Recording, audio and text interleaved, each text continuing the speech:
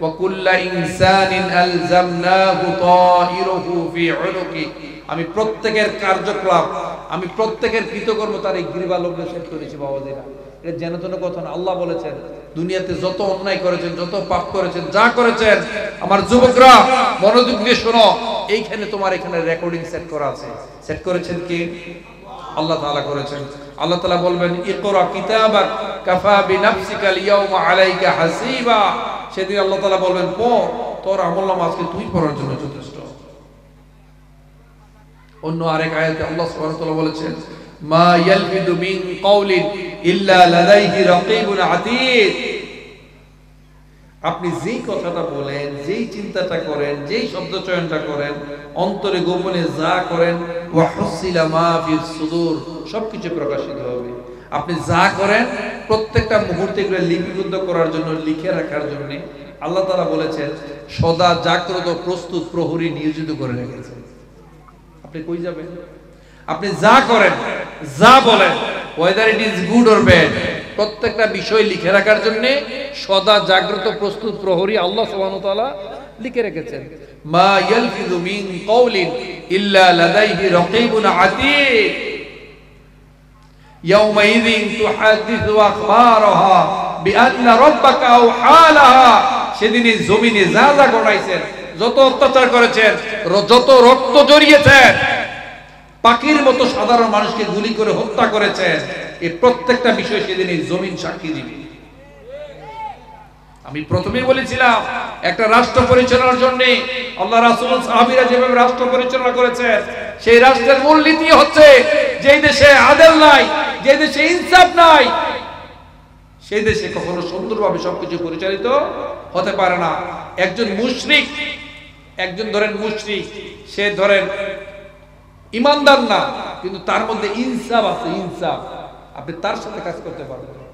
আর যে নামে মাত্র আল্লাহ আল্লাহ করে, আল্লাহ রাসূল করে, আমরা এরকম নেতা দেখি নাই, রাতের বেলা নাকি 70 রাকাত তাহাজ্জুদ পড়ে, সকালবেলা ওইটা মানুষের খুন করে। বলেন এটা কি মুমিন? আসলে কি ঈমান আছে? আছে কিনা?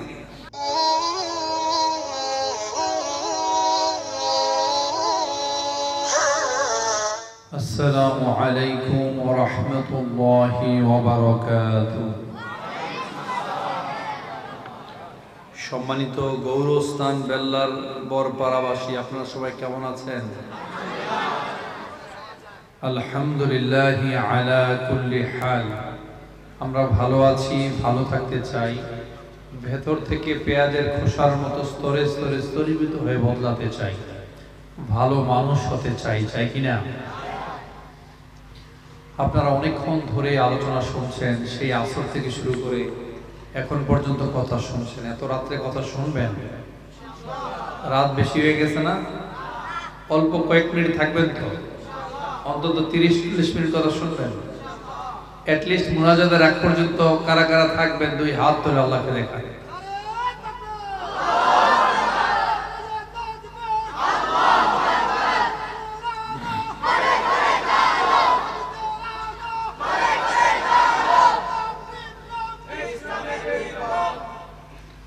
আলহামদুলিল্লাহ, আপনারা ওয়াদাবদ্ধ হয়েছেন, একটা লোকও উঠবেন না, ঠিক আছে? যাই বলি কথাগুলো একটু মনোযোগ দিয়ে শুনতে হবে। এন্ড আই বিলিভ আসরের পর থেকে আপনারা যে কথাগুলো শুনেছেন, আপনারা হৃদয়ঙ্গম করেছেন। পবিত্র কোরআন হাদিস থেকে যে কথাগুলো শুনেছেন, এই কথাগুলো আপনারা আপনাদের সমাজটাকে, এই কথাগুলো দিয়ে নিজেরা পরিবর্তন হবেন, সমাজটাকে পরিবর্তন করবেন, তথা এই ঘুণে ধরা রাষ্ট্রকে পরিবর্তন করবেন, ঠিক কিনা? ইন্নাল হামদালিল্লাহি নাহমাদুহু ওয়া নাস্তাঈনুহু ওয়া নাস্তাগফিরুহু ওয়া নু'মিনু বিহি ওয়া নাতাওয়াক্কালু আলাইহি ونعوذ بالله من شرور أنفسنا ومن سيئات أعمالنا من يهده الله فلا مضل له ومن يضلل فلا هادي له أي فلن تجد له وليا مرشدا ونشهد أن لا إله إلا الله وحده لا شريك له ونشهد أن سيدنا محمدا عبد الله ورسوله أرسله بالحق بشيرا ونذيرا وداعيا إلى الله بإذنه وسراجا منيرا أما بعد فقد قال الله تعالى في كلامه المجيد وفي فرقانه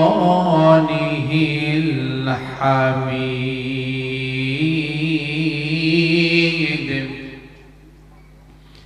أعوذ بالله من الشيطان الرجيم بسم الله الرحمن الرحيم ومكروا ومكر الله والله خير الماكرين إن الله وملائكته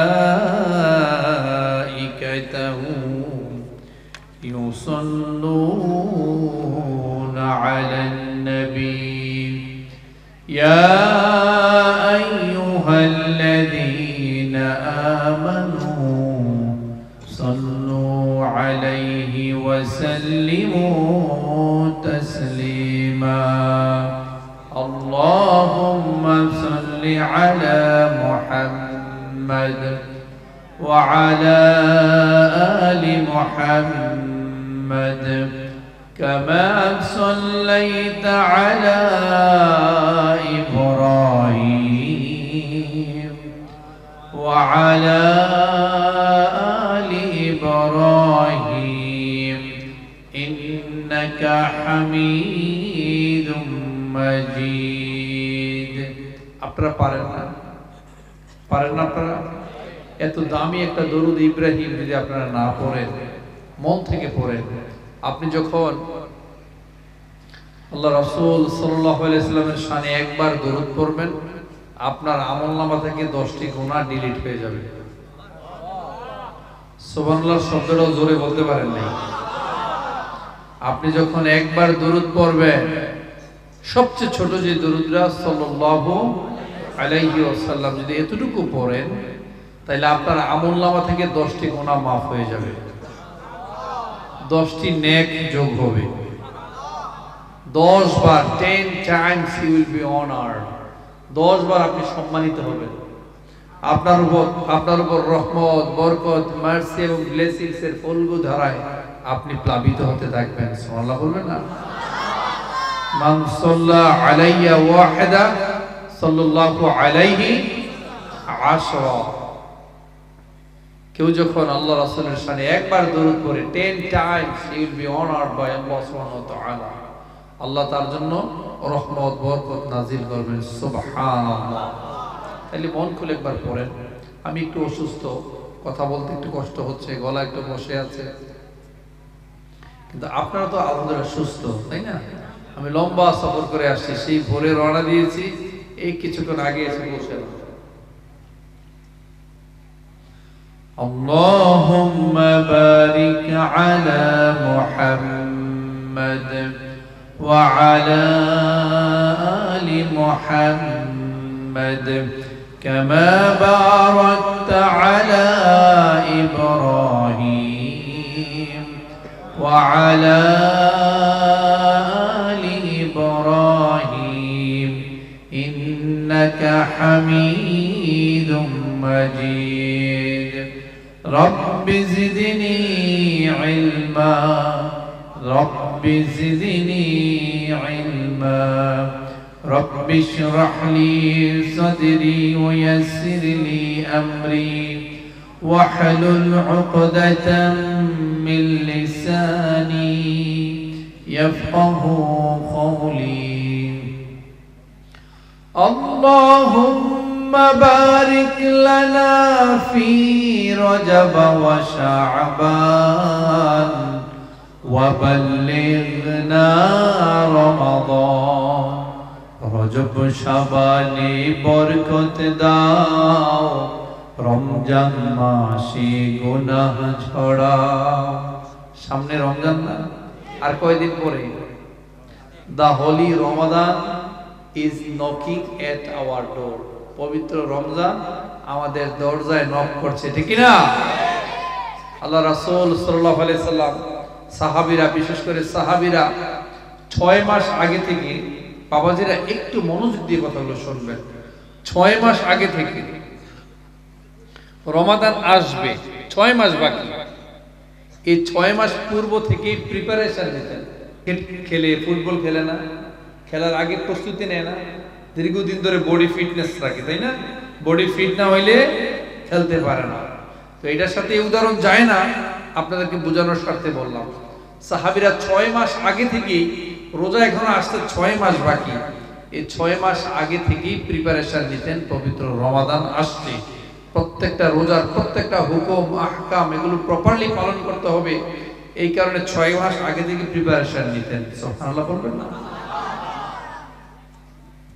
রমাদান আসছে এই একটা মাস সর্বোচ্চ যতটুকু প্রপারলি পালন করা যায় প্রত্যেকটা হুকুম প্রত্যেকটা বিধিবিধান প্রত্যেকটা আমল তারা যথাযথ পালন করার চেষ্টা করেছিল রমাদান চলে গিয়েছে তাহলে বাকি থাকলো আরো কি 6 মাস না 6 মাস আগে থেকে প্রিপারেশন রমাদানের পরে আবার 6 মাস তারা কি করতেন জানেন এই 6 মাস ইস্তেগফার করতেন কান্নাকাটি করতেন সাহাবী হওয়ার পরেও যাদের কোনো দুষ্টুটি নাই যারা ভুল করেন না সারাক্ষণ শুধু আমলই করেন আমলের মধ্যেই থাকেন এরপরও নিজেকে সংশোধন করার জন্য সংশোধনে রাখার জন্য পরবর্তী 6 মাস শুধু আল্লাহর কাছে ইস্তেগফার করতেন কান্নাকাটি করতেন হে আল্লাহ আমার রোজা কবুল হয়েছে তো রোজার প্রত্যেকটি আমল কবুল হয়েছে তো আর আমরা এক একজন বুজুর্গ হয়ে গেছি এক একজন আমরা সুফি সম্রাট হয়ে গিয়েছি আমল ঠিকমতো করতে পারি না নামাজটা সুন্দর হয় না সূরা ফাতিহা ঠিক করে বলতে পারি না আমরা ওযুটা ঠিকমতো করতে পারি না ওয়াশরুম কেমনে ইউজ করতে হয় এটা জানি না ইভেন আমরা দাঁত ব্রাশ না করি কোরআন তেলাওয়াত করি মসজিদে গিয়ে দাঁড়াই আমার পাশে আরেক ভাই ঘামের গন্ধ পাচ্ছে মুখের গন্ধ পাচ্ছে কিনা আমি বলছি না যে আপনি সব সময় নতুন ড্রেস পরে যাবেন আমি বলছি যে আপনার সবচেয়ে পরিষ্কার পরিচ্ছন্ন যে জামাটা এটা গায়ে দিয়ে তো আপনি যাবেন একটু মেসওয়াক করে যাবেন দাঁত ব্রাশ করে যাবেন আমরা তো বিড়ি সিগারেট খেয়ে গিয়ে দাঁড়াই আমার পাশের যে ভাইটাই আমার গন্ধ শুকতে পারে না সহ্য করতে পারে না ফেরেশতারা পবিত্র তারা আপনার এই গন্ধ শুকতে পারবে পছন্দ করবে তাহলে তারা শুনবে কি করে কিন্তু কথা ছিল আপনি যখন মেসওয়াক করে দাঁত ক্লিন করে পরিষ্কার পরিচ্ছন্ন হয়ে কোরআন তিলাওয়াত করবেন ফেরেশতারা আপনার ঠোঁটের সাথে ঠোঁট লাগিয়ে মুখের সাথে মুখ লাগিয়ে পবিত্র কোরআন তেলাওয়াত শুনে তাইলে পবিত্র রমাদান আসছে ঠিক কি না আল্লাহুম্মা বারিক লানা ফি রজব ওয়া শাবান ওয়া বাল্লিগনা রমাদান রজব শাবানে বরকত দাও রমজান মাসে গুনাহ ঝরাও রজব শাবানে বরকত দাও রমজান মাসে গুনাহ ঝরাও সপ্তাহ জুড়ে তুমি বরকত দাও জুমার দিনেতে গুনাহ ঝরাও রজব শাবানে বরকত দাও রমজান মাসে গুনাহ ঝরাও নবী তুমি আছো হৃদয়ের মাঝে নবী তুমি আছো মনের গহীনে নবী তুমি আছো হৃদয়ের মাঝে নবী তুমি আছো মনের গহীনে নবী তুমি আছো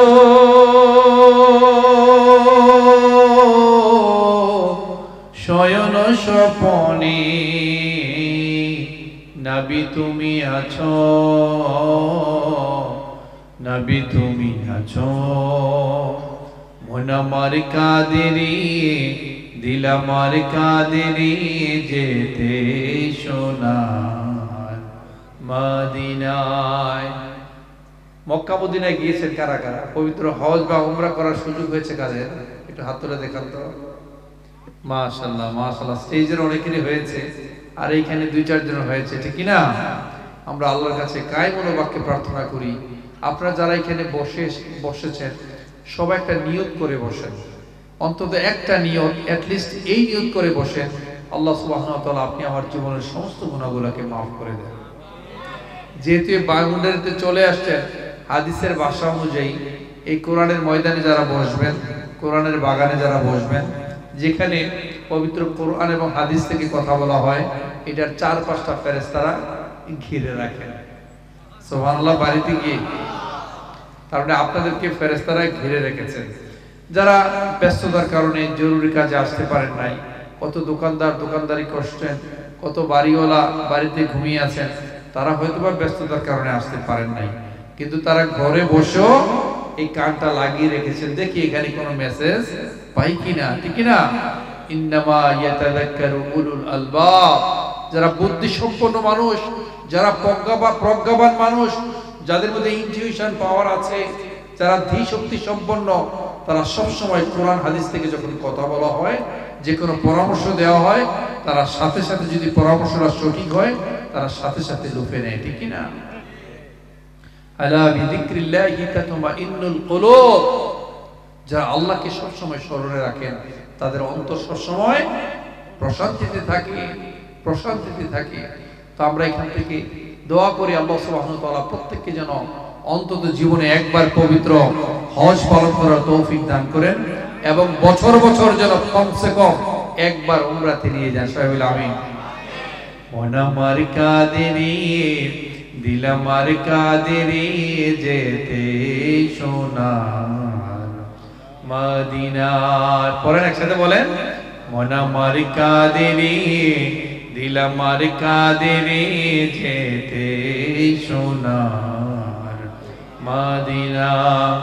ওই মদিনার পথের ধুলি, ওই মদিনার পথ ধুলি জোড়ায় মন বেদনা। নারায়ে তাকবীর, লিল্লাহি তাকবীর। গৌরস্থান ভেল্লার বরপাড়া হিলফুল ফুজুল ইসলামী যুব ঐক্য পরিষদের উদ্যোগে ৩য়তম তাফসীরুল কোরআন মাহফিলের আজকে প্রথম দিন এবং সমাপনী দিন, ঠিক কিনা? স্থান গৌরস্থান ভেল্লার বরপাড়া রহমানিয়া মসজিদ মাঠ সংলগ্ন ৫ জোহর থেকে আপনারা অদ্যব্যাপী আলোচনা শুনছেন। আজকের এই মুবারক তাফসীরুল কোরআন প্রোগ্রামের সম্মানিত সভাপতি জনাব হাফেজ আব্দুল কুদ্দুস পেশ ইমাম, গৌরস্থান ভেল্লার বরপাড়া জামি মসজিদ। বিশেষ বক্তা হিসেবে কথা বলে গিয়েছেন আপনাদের সামনে পবিত্র কোরআন হাদিস থেকে আপনাদের এই এলাকার, অত্র এলাকার সম্মানিত খতিব, গৌরস্থান ভেল্লার বরপাড়া জামি মসজিদের সম্মানিত খতিব জনাব মাওলানা সালামতুল্লাহ হাফিজাহুল্লাহ। তিনি এখানে বসে আছেন, ঠিক কিনা? ভাই, আলেম ওলামাকে সম্মান করবেন, খতিব ইমাম সাহেবকে সম্মান দিবেন, পারবেন না? আমরা সব পারি, নিজেরা লাখ টাকা মাসে খরচ করতে পারি, কিন্তু খতিব সাহেবের, ইমাম সাহেবদের বেতন যত কমানো যায়, আর মসজিদে ঢুকার পর যত দোষ, মসজিদের মুয়াজ্জিন, খাদেম, ইমাম সাহেব, খতিবের, এটা পরিষ্কার না কেন, ওইটা সমস্যা কেন, ওইটা সমস্যা কেন। মনে রাখবেন, যারা মসজিদ পরিচালনা কমিটির দায়িত্বে থাকে, সম্মানিত আমার অনেক ভাইরা সৌদি আরব আছেন, অনেকে আরব বিশ্বে থাকেন, দেখবেন এই সৌদি আরবের যারা বাদশাহ তাদের একটা উপাধি হচ্ছে তারা খাদেম, হারামাইনের তারা খাদেম। তারা গেলে দেখবেন দামি ঔদ আতর নিয়ে রুমালে লাগিয়ে আল্লাহর ঘর মোছে। এটা দেখেছেন কিনা আপনারা? দেখছেন কিনা? আল্লাহর ঘরের খাদেম ভাই সবাই হইতে পারে না। কোথাও যদি মসজিদ নোংরা থাকে, অপরিষ্কার থাকে, আপনি নিজে পরিষ্কার করবেন। পরিষ্কার করতে করতে খাদেম সাহেবকে বলবেন, মুয়াজ্জিন সাহেবকে বলবেন, হুজুর এখানে একটু অপরিষ্কার, আসেন আমরা ক্লিন করে ফেলি, বা এটা একটু ক্লিন করে ফেলবেন। পারবেন না? এটা ভালোবাসা দিবেন। আসলে যদি আজকে আল্লাহ রাসূল সাল্লাল্লাহু আলাইহি ওয়াসাল্লাম এই জায়গায় থাকতেন, তিনি ইমামতি করতেন, ঠিক না? তিনার প্রতিনিধি হিসাবে, নবী মুহাম্মদ সাল্লাল্লাহু আলাইহি ওয়াসাল্লামের প্রতিনিধি হিসাবে আমাদের এই আলেম সমাজ দায়িত্ব পালন করছেন, ঠিক কিনা বলেন? এই ঘুণে ধরা সমাজকে তারাই তো পরিবর্তন করার চেষ্টা করছে। আমি আসছি আমার আলোচনার পরতে তো তাদেরকে সম্মান দেওয়ার চেষ্টা করবেন, কারণ বুঝতে হবে আল্লাহ রাসূল সাল্লাল্লাহু আলাইহি ওয়াসাল্লাম এবং সাহাবীরা যে দেশ পরিচালনা করেছেন, রাষ্ট্র পরিচালনা করেছেন, সেই রাষ্ট্র পরিচালনার মূল নীতিকে আপনাকে জানতে হবে, ঠিক কিনা বলেন? কথা বলে গিয়েছেন ভাই, আমাকে একটু ক্ষমা সুন্দর দৃষ্টিতে দেখবেন, আমার কথা বলতে কষ্ট হচ্ছে কেন জানি, একটু কাশি, গলা বসে আছে, আমার একটু গরম পানির ব্যবস্থা করবেন হালকা। কথা বলেছেন মাওলানা আহমদ বিন আব্দুস সালাম, সিনিয়র শিক্ষক, এমদাদুল উলুম মাদ্রাসা, বোয়ালখালী। তিনি কথা বলে গিয়েছেন, অত্যন্ত চমৎকারভাবে কথা বলেছেন। আমার আগে যিনি কথা বলে গিয়েছেন, আপনাদের এই এলাকার প্রাণপুরুষ, আপনারা যাকে পছন্দ করেন, এবং আমার এই মাসেই তার সাথে দেখা হয়েছে 4 বার। কয়বার? 4টা প্রোগ্রামই এই গত তাও মনে প্রায় 15 দিনের মাথায় 4 বার দেখা হয়ে গেছে, আলহামদুলিল্লাহ। মাওলানা মোহাম্মদ আইয়ুব আলী আনসারী হাফিজাহুল্লাহ, তিনি অনেকগুলো দায়িত্বে আছেন, করতে লাগবে আমার 2 মিনিট। তা আলহামদুলিল্লাহ তিনি কথা বলে গিয়েছেন। আমি বিশ্বাস করি যারাই পবিত্র কোরআন থেকে কথা বলেন তারা সত্য কথা বলেন, যারা কোরআন হাদিস দিয়ে কথা বলেন তারা সব সময় সত্য কথা বলেন। কোন মহিলা প্যান্ডেল আছে নাকি? নাই না? এটা কি প্রজেক্টর নাকি? না, ক্যামেরা। এটা ক্যামেরা, রেকর্ডিং হচ্ছে, প্রজেক্টর না। প্রজেক্টর আছে মহিলাদের জন্য। তো সম্মানিত আমার মা বোনরা প্রজেক্টরে আছেন, তারাও আলোচনা দেখছেন, শুনছেন, অথবা যে সমস্ত মা বোনেরা ঘরে আছেন তারা তো পুরুষ মানুষের সেবা করে দিন শেষ, ঠিক না?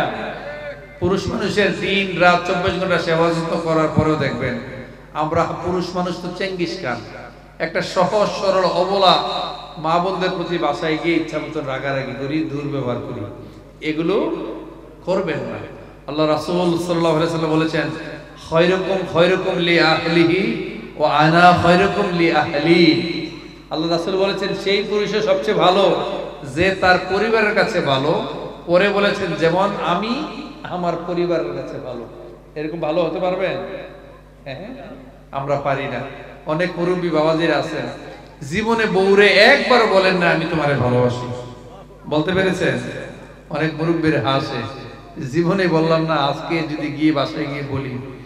আপনি বলে দেখবেন, আপনি যে ওয়াইফ আপনার সাথে সারা জীবন ঘর সংসার করেছে, আপনি অনেক অত্যাচার করেছেন, তাকে শাসন করেছেন, তাকে মেরেছেন, আজকে গিয়ে যদি তার হাত ধরে বলতে পারেন, বউ গত 50টা বছর তোমার সাথে আমি সংসার করেছি, তুমি আমার আচরণ খারাপ দেখেছো, আমার উগ্রতা দেখেছো, কিন্তু মনের গহীনে তোমার প্রতি যে আমার অকৃত্রিম ভালোবাসা আছে, আমি যে তোমাকে ছাড়া এক মুহূর্তে থাকতে পারি না, তুমি কোথাও গেলে যে আমার ভালো লাগে না, তোমার হাতের রান্না ছাড়া যে আমার কিছুই ভালো লাগে না, তোমার স্পর্শ ছাড়া আমার কোনো কিছুই ভালো লাগে না, এটা যদি একবার বলতে পারেন, প্রথম থেকে সে একটু লজ্জা পাবে, শরম পাবে, চোখের পানি আসবে, বলবে সারাটা জীবন আপনি আমাকে গালাগালি করছেন, বকাঝকা করছেন, মারধর করেছেন, আমার বাবা মাকে গালি দিয়েছেন, এটা বলবে ইনস্ট্যান্টলি। কিন্তু বিশ্বাস করেন, আপনি চলে যান, একদিন পরে বা আপনি সকালবেলায় বলেছেন বের হয়ে গেছেন, সারাদিন দেখবেন সে গুনগুন করে গান গাইছে, আপনার জন্য ভালো রান্না করছে, এবং বিকালে এসে দেখবেন সে পরিপাটি হয়ে আপনার জন্য অপেক্ষা করছে, ঠিক না? জীবনটাই অল্প সময়, সংসারটাকে গুছাবেন। নবী মুহাম্মদ সাল্লাল্লাহু আলাইহি ওয়াসাল্লাম যখন সকালবেলা নামাজ পড়ে বাসায় আসতেন, আপনারা করেন কিনা একটু মিলিয়ে দেখবেন, আপনারা করেন কিনা একটু মিলাবেন। আল্লাহ রাসূল সাল্লাল্লাহু আলাইহি ওয়াসাল্লাম নামাজ শেষ করে বাসায় আসতেন, বাসায় এসে বলতেন, আয়েশা, ডাকটা কত সুন্দর ছিল, আয়েশা ঘরে খাবার আছে?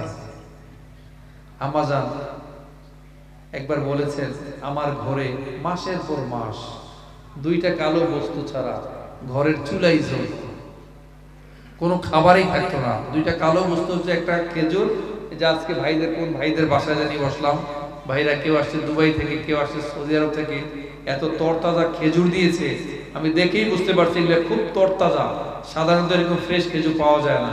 আমি তৃপ্তি সহকারে কয়েকটা খেলাম, এই 2-3টা খাওয়ার পরে আমার পেট ভরে গেছে, তৃপ্তি সহকারে খেলাম।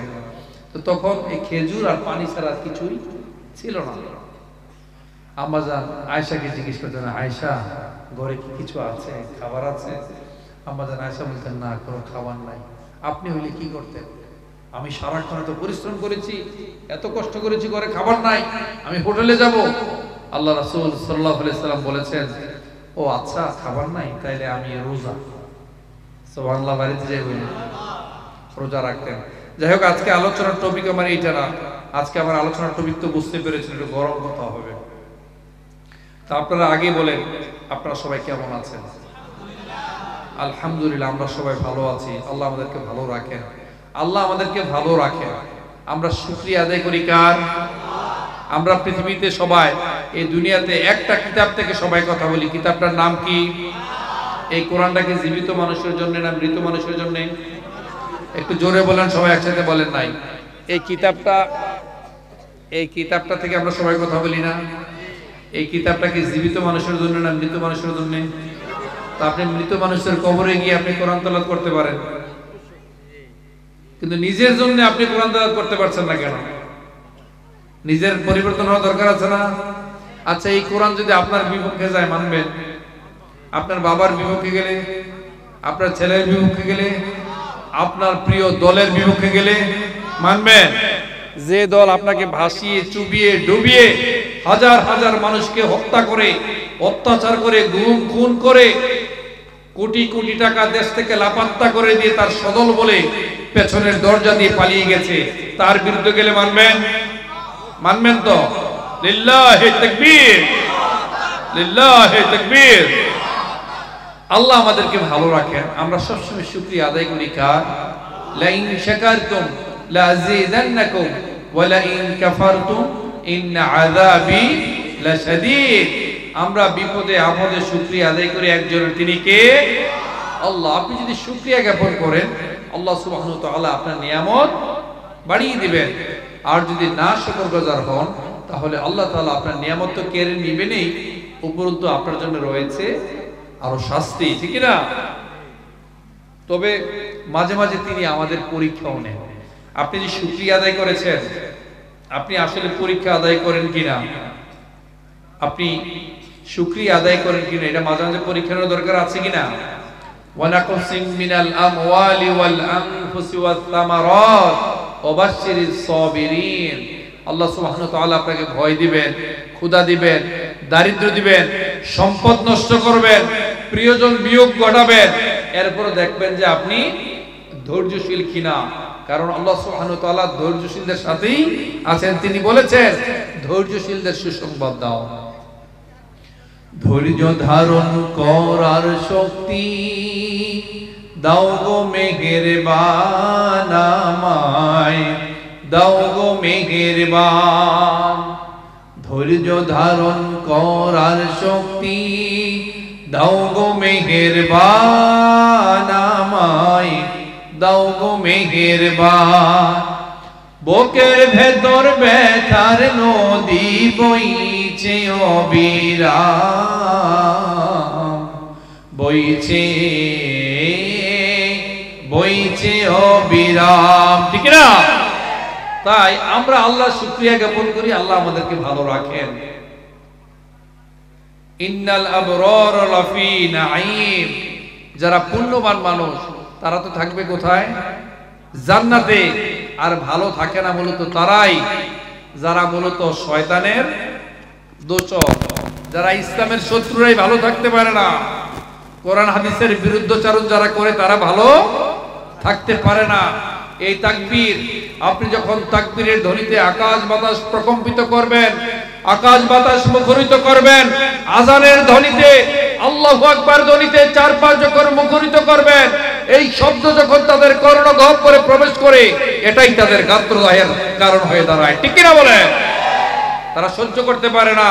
ওয়া ইন্নাল ফুজ্জারা লাফি জাহিম, যারা পাপিষ্ঠ, পাপ যাদের, পাপে যারা অভ্যস্ত, তাদের স্থান হবে জাহান্নামের একেবারে একেবারে একেবারে চৌরাস্তায়, অতল গহ্বরে। তারা কখনো ভালো থাকতে পারে না। মনে রাখবেন, দাম দিয়ে কিনেছি বাংলা, কারো দানে পাওয়া নয়। সোনার দামে কিনেছি বাংলা, কারো দানে পাওয়া নয়। ইতোমধ্যে এটা প্রমাণিত হয়ে গিয়েছে। কাউকে জেল জুলুম করে, অন্যায় অত্যাচার করে, মিথ্যা মামলা দিয়ে, বিরুদ্ধে মিথ্যাচারণ করে, দিনের ভোট রাতে ডাকাতি করে, যাই করেন, এগুলো করে কাউকে কখনো দমিয়ে রাখা যায় না। ইতিমধ্যে এটা প্রমাণিত হয়েছে কিনা বলেন? মিথ্যা মামলা দিয়ে, হামলা দিয়ে, গুম করে, খুন করে, পঙ্গু করে, রিমান্ডে নিয়ে কখনো কাউকে দমন করা যায় না। মনে রাখবেন, 100 বছর ধরে শহীদি মৃত্যুর তামান্না যাদের অন্তরে রয়েছে, 1000 বছর ধরে শহীদি মৃত্যুর তামান্না যারা অন্তরে লালন করে বেড়ায়, তাদেরকে কখনো ঠুনকো জিনিস দিয়ে দমন করা যায় না। তাদেরকে দমন করা যায় না। ইংরেজিতে একটি কথা আছে, আমি সেটা সবসময় বলে থাকি। আর্নেস্ট হেমিংওয়ে তার নাম, তার বিখ্যাত একটা উপন্যাস আছে। উপন্যাসের নাম হচ্ছে the old man and the sea. উপন্যাসের নাম। এখানে তিনি একটা লাইন কোটেশন করেছেন, আমার খুব ভালো লাগে লাইনটা। লাইনটা হচ্ছে, a man can be destroyed but never be defeated. A man can be destroyed but not defeated.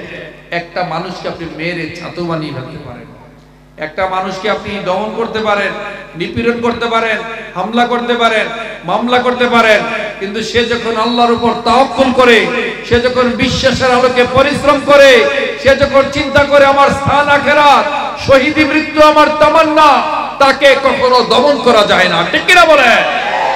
ভাবনায় যে অজেয়, ভাবনায় যে অপরাজিত, বিশ্বাসে যে অজেয়, বিশ্বাসে যে অপরাজিত, তাকে কখনো দমন করা যায় না। ওয়াল্লাযীনা জাহাদু ফীনা লানাহদিয়ান্নাহুম সুবুলানা ওয়া ইন্নাল্লাহা লামাআল মুহসিনিন। ঠিক কিনা বলে? আপনি ঠিক বললেও ঠিক, না বললেও ঠিক। বাবাজিরা, মাঝে মাঝে খুব কষ্ট হয়। কষ্ট হয় কি জানেন? কষ্ট হয় এই কারণে, আপনি এত অন্যায় করেন, আপনি জানেন যে একদিন আপনি মারা যাবেন। আপনি মারা যাবেন, আপনি জানেন আপনার হিসাব হবে, বিচার হবে। তারপর আপনি সব জানেন, লাহা মা কাসাবাত ওয়া আলাইহা মাকতাসাবাত, যা করেন তাই ফিরিয়ে দেওয়া হবে আপনার। আপনি যা কিছু করছেন সবকিছু লিখিত হচ্ছে না বাবাজিরা? এই যে সম্মানিত দুজন কাতিব, এখানে একজন, এখানে একজন বসে আছেন, লেখক দুজন বসে আছেন না? বসে আছেন। আমরা যে সালাম ফিরাই, সালাম ফিরে কি বলি? কাকে সালাম দেই? মূলত এই ওনাদেরকে, পাশের জনকে দেই না কিন্তু আমরা। এটা অনেকে ভুল করেন। আসসালামু আলাইকুম ওয়া রাহমাতুল্লাহ। এখানে একজন বসে আছেন, আপনি তো দেখছেন না, কিন্তু ইনি সব লিখছেন। All types of your activities are being recorded properly. যা বলছেন, যা করছেন, প্রত্যেকটা মুহূর্তে এটাই লিপিবদ্ধ হচ্ছে। কিরামান কাতিবিনা ইয়ালামুনা মা তাফআলুন, তারা সবকিছু লিপিবদ্ধ করছেন। তবে আপনার জন্য সুবিধা হচ্ছে, যদি আপনি নেক করেন সাথে সাথে লিখে ফেলেন, আর যদি আপনি অন্যায় করেন অন্তত একটা দিন ওয়েট করে দেখি সে ক্ষমা চায় কিনা, অনুশোচনার অনলে জ্বলে কিনা, দিন শেষে ফিরে আসে কিনা। না, ইতিমধ্যে আমরা দেখেছি হাজার হাজার মানুষকে হত্যা করে, গুম করে, খুন করে, কোটি কোটি টাকা দেশ থেকে লাপাত্তা করে দিয়ে যাওয়ার পরেও সেই মানুষটি ভুল তো স্বীকারই করে না, উপরন্তু সে আবার বলে আমার কি দোষ, আমার কি অন্যায়। ঠিক কিনা বলে? মানুষ আর শয়তানের মধ্যে পার্থক্য কি জানেন? মানুষ আর শয়তানের মধ্যে পার্থক্য হচ্ছে, মানুষ ভুল করে ক্ষমা চায়, আবার ভুল করে আবার ক্ষমা চায়, আবার ভুল করে আবার ক্ষমা চায়। এইভাবে ভুল ক্ষমা চাইতে চাইতে চাইতে একসময় সে আসল সত্যের সন্ধান পায়। ঠিক কিনা? আর শয়তান সবসময় ঘাটতারামি করবে, আমার কোনো দোষ নাই, আমি কোনো ভুল করতে পারি না।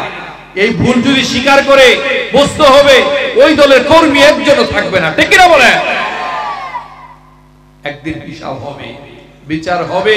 মনে রাখবেন, ওয়াকুল্লা ইনসানিন আলজামনাহু তাইরুহু ফি উনুকি।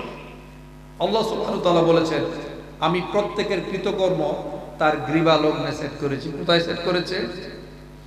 আপনি যে যা করেন, যে যাই বলেন, যাই করছেন না কেন, প্রত্যেকের কৃতকর্ম আমি কোথায় সেট করেছি? এই গ্রীবা লগ্নে। আপনারা অনেক সময় দেখবেন অনেক সেলিব্রিটি আছে, আপনারা দেখবেন অনেক সেলিব্রিটি আছে না, রাজনীতিবিদ আছে না, যাদের অডিও ফাঁস হয় না, গোপন আলাপ ফাঁস হয় কিনা? ফাঁস হওয়ার পরে দেখবেন তার চাকরি নয়, তাই না?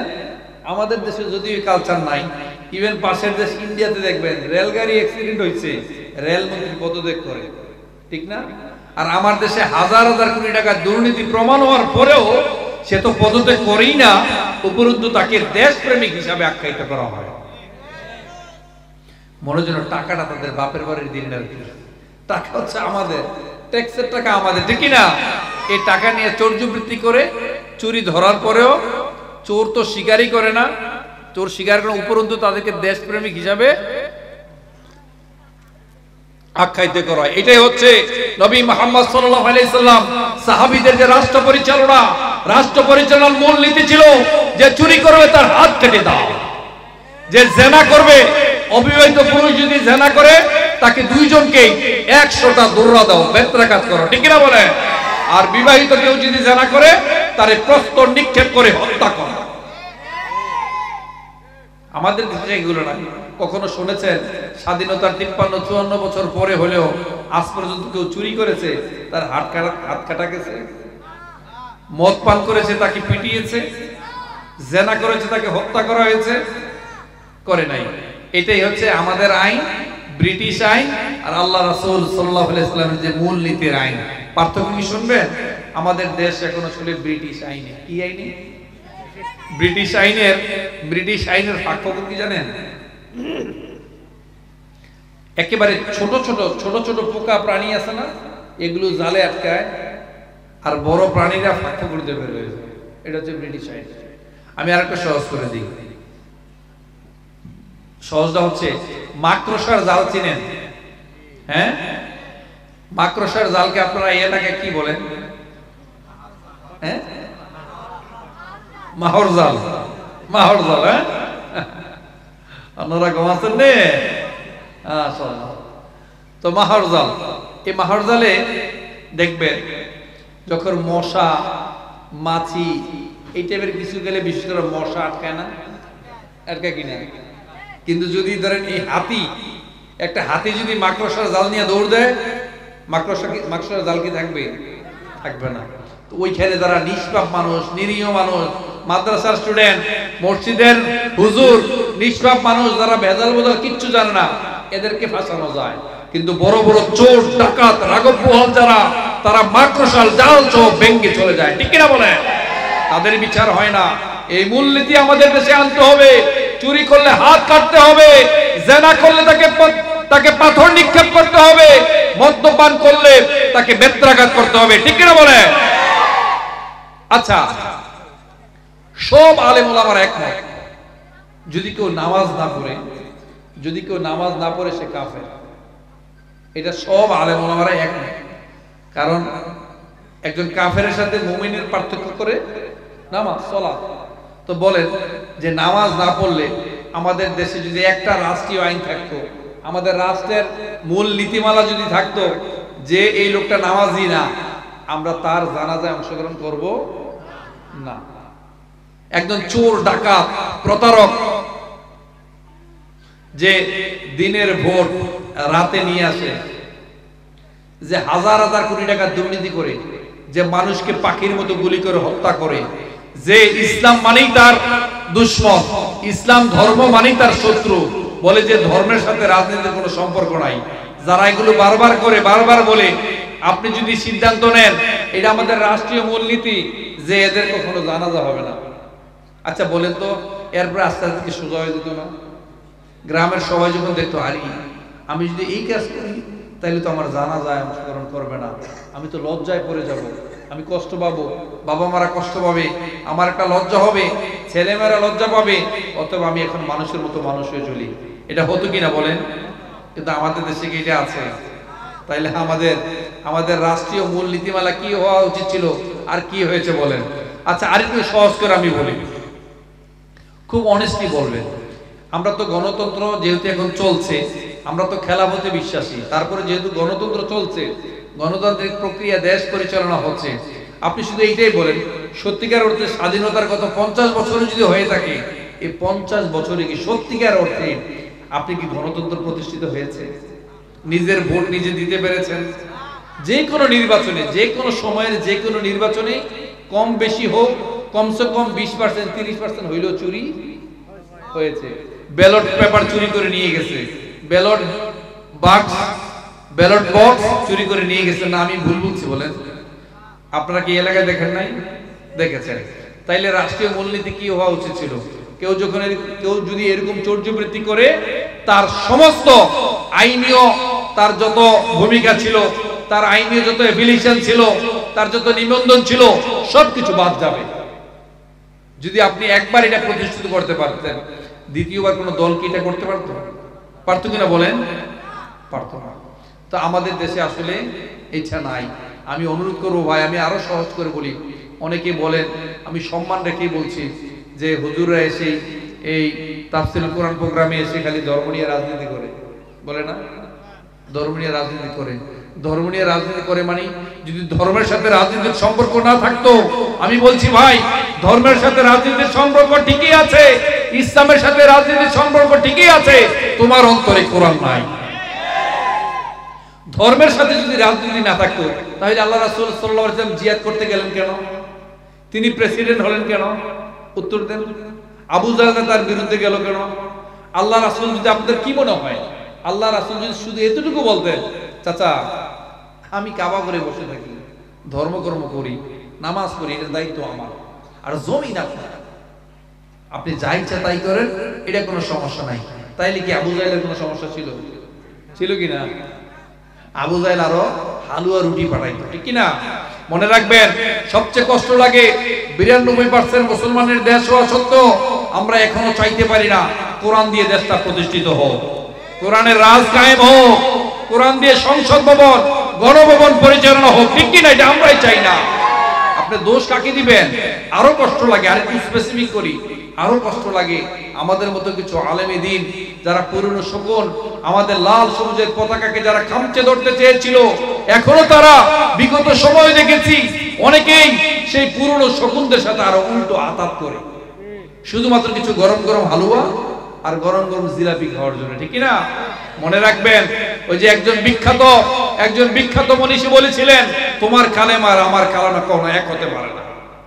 যে কালেমা তোমাকে রুটি যোগায়, সেই কালেমা আমাকে ফাঁসির কাছে ঝুলায়, ঠিক কিনা বলেন? এদেশের কত নিষ্পাপ আলেমে দ্বীনদেরকে মিথ্যা মামলা দিয়ে, হামলা দিয়ে হত্যা করা হয়েছে। আচ্ছা আমাকে বলেন, গ্রামের সত্যিকার অর্থে একজন ডাকাত যদি হয়, চোর যদি হয়, ধর্ষক যদি হয়, খুব অনেস্টলি চিন্তা করবেন, তাকে যদি ধরে নিয়ে যায়, আপনি জানেন সে ডাকাত, আনলেও দেখবেন সেও লজ্জা পায়, আপনারাও তার দিকে তাকে লজ্জা পান, তাই না? কিন্তু আজ পর্যন্ত দেখছেন কোন আলেম ওলামাকে ধরে নিয়ে গেছে, 10 বছর 15 বছর জেলখানা থেকে আসার পরেও তার সম্মান কমেছে, বরং তাকে সবাই আরো মাথার মধ্যে রাখে, ঠিক কিনা? এদেশের অনেক আলেমে দ্বীনদেরকে চরিত্রে কালিমা লেপন করার চেষ্টা করেছেন, তাদের জনপ্রিয়তাকে জনসংযোগ করতে, তাদেরকে জনগণের সাথে বিচ্ছিন্ন করতে চেয়েছিলেন, কিন্তু কালের আবর্তনে বিবর্তনে এমন হয়েছে তাদের জনপ্রিয়তা তো এতটুকু কমেই নাই, বরং তাদের জনপ্রিয়তা আকাশচুম্বী করে দিয়েছেন কে? আল্লাহ দিয়েছেন। তাই ভাই কখনো আগুন নিয়ে খেলবেন না, এগুলো বলবেন না যে ধর্মের সাথে রাজনীতির সম্পর্ক নাই। আপনি তাইলে রাজনীতি করেন কেন? 5-7 বছর পর পর আপনি এসে ধর্মের নামে রাজনীতি করেন কেন? রাজনীতির নামে ধর্মচর্চা করেন কেন? মাথায় একটা টুপি পরেন, তসবিহ একটা নেন, জিকির আজকার করেন কিনা? এটা করেন কেন? আপনি তো অন্য সময় করেন না, ওই সময় কি সুন্দর আপনি হিজাব পরেন, পাঞ্জাবি টুপি পরেন, মসজিদে যান, মাহফিলে যান, মাহফিলে গিয়ে কথা বলেন, এগুলো করবেন কেন? না, দুই ধরনের আচরণ করবেন না। আপনি ভালো কথা বললে কখনো আলেমদের সাথে বিদ্বেষী হবেন না, কোরআন হাদিসের বিপক্ষে যাবেন না, আমি সবসময় একটা কথা বলি, সমাজের যেই জায়গাটা ধরেন সবচেয়ে বেশি নোংরা, সবচেয়ে দুর্নীতিগ্রস্ত, যেই সিস্টেমটা সবচেয়ে খারাপ, যেই সিস্টেমটা সবচেয়ে খারাপ, ওই সিস্টেমটা যদি আপনি হাত দিতে যান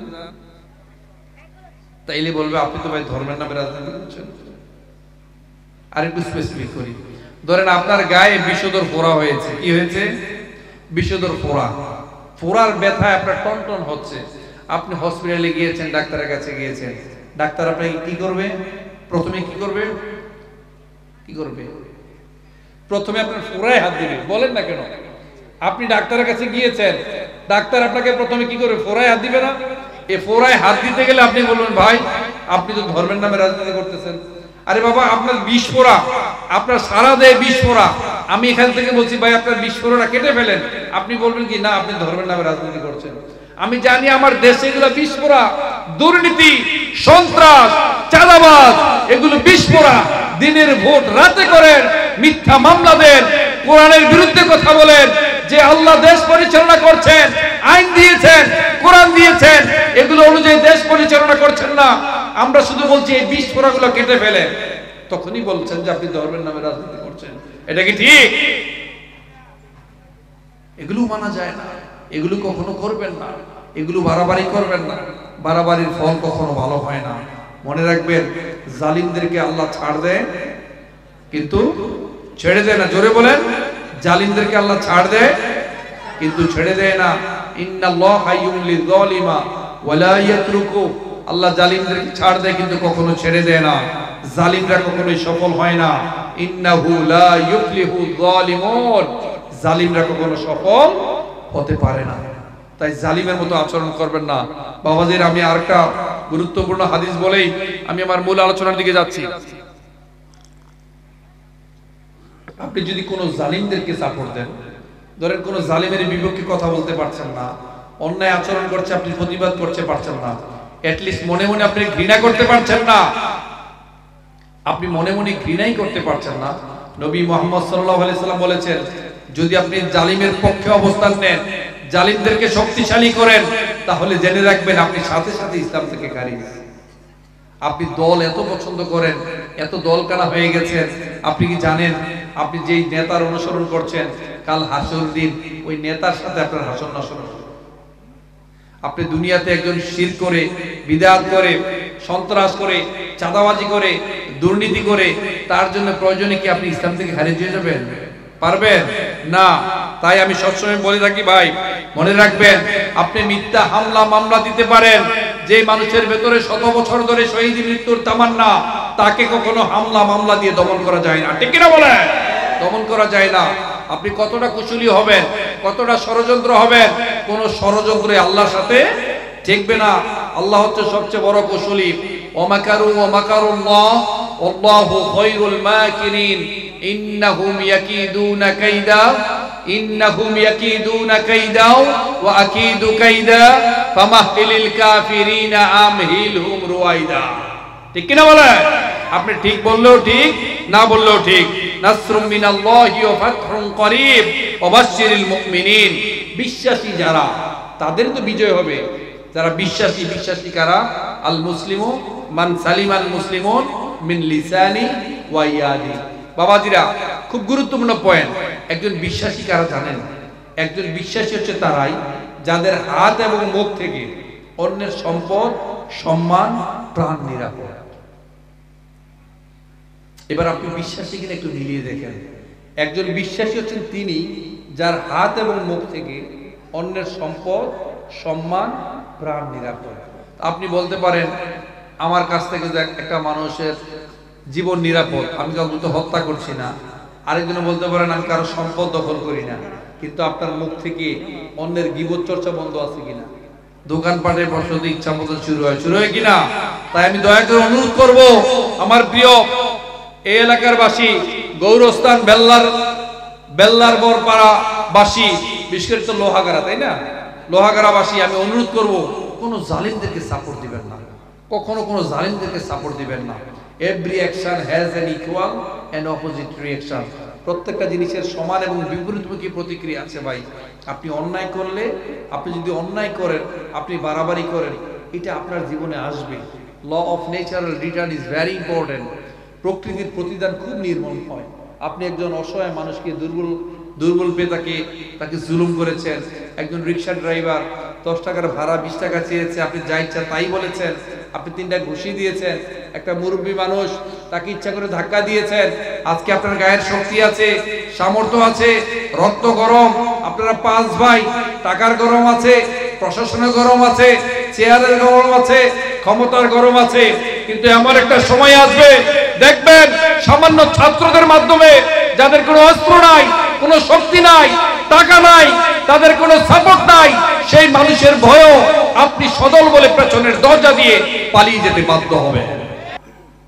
আপনি কল্পনা করতে পারবেন না আল্লাহ আপনাকে কিভাবে শায়েস্তা করবেন, কিভাবে শায়েস্তা করবেন। ওই আবরার হাতি বাহিনী, হস্তি বাহিনীর কথা মনে আছে না? কি করছে? সামান্য পাখি আবাবিল এসে যাকে যাকে পাখি এসে শুধু মুখ থেকে পাথর, ছোট ছোট পাথর হয়েছে। এই জন্য ভাই বাড়াবাড়ি করবেন না। রক্তের ঋণ রক্ত দিয়ে শোধ করতে হয়, অপমানের ঋণ অপমান দিয়ে শোধ করতে হয়।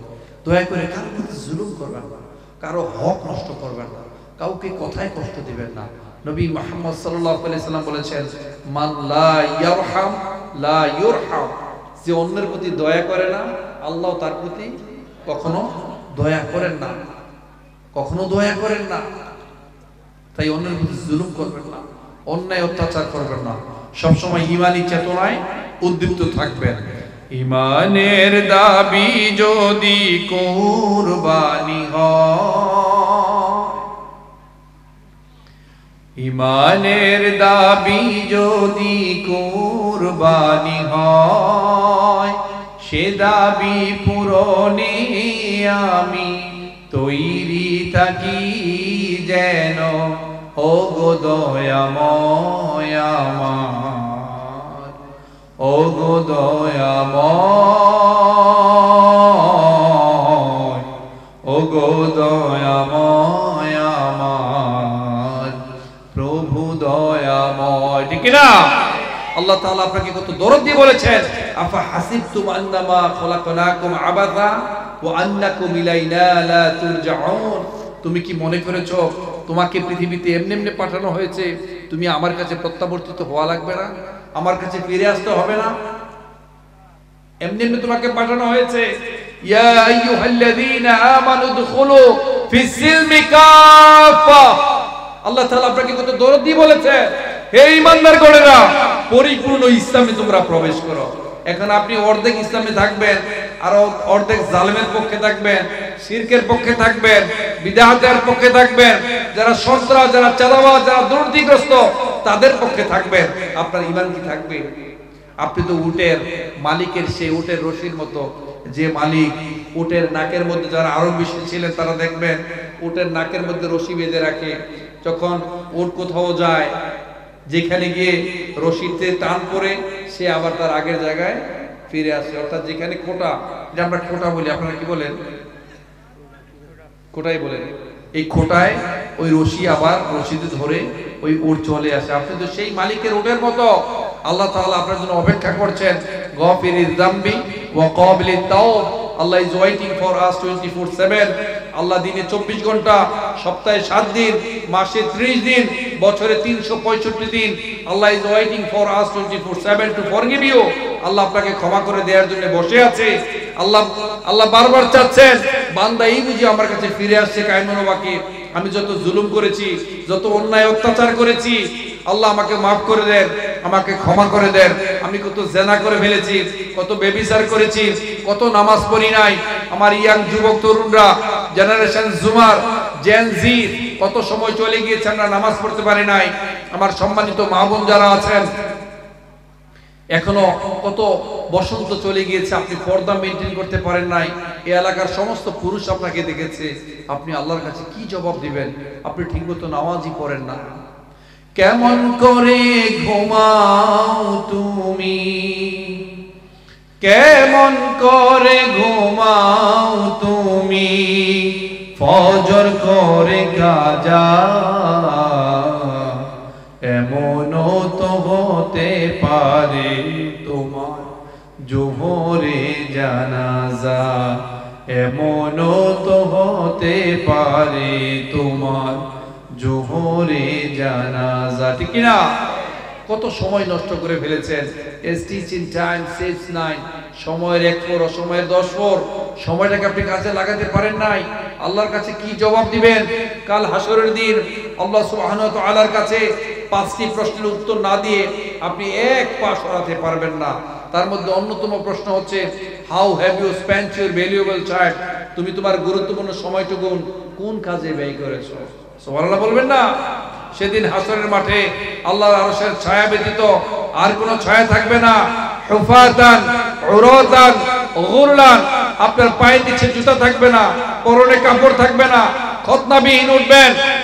সেদিনও আপনার গলায়, বিশেষ করে ওই ব্যক্তিগুলোর গলায় জাহান্নামের শেকল পরিহিত থাকবে, যেই শেকলে শুধুমাত্র দুনিয়াতে যে সম্পদ ভোগ করেছেন, আত্মসাৎ করেছেন, মানুষের হক নষ্ট করেছেন, এই সম্পদগুলো বহুগুণে প্রবৃদ্ধি হয়ে বহুগুণে 7 তবক জমিন, কেউ যদি পৃথিবীতে 1 বিঘা জমি কারো দখল করে থাকেন, কাল হাসরের দিন 7 স্তরের জমি, 7 তবক জমি তার গলার মধ্যে জাহান্নামের শিকলের মধ্যে পরিয়ে দেওয়া হবে।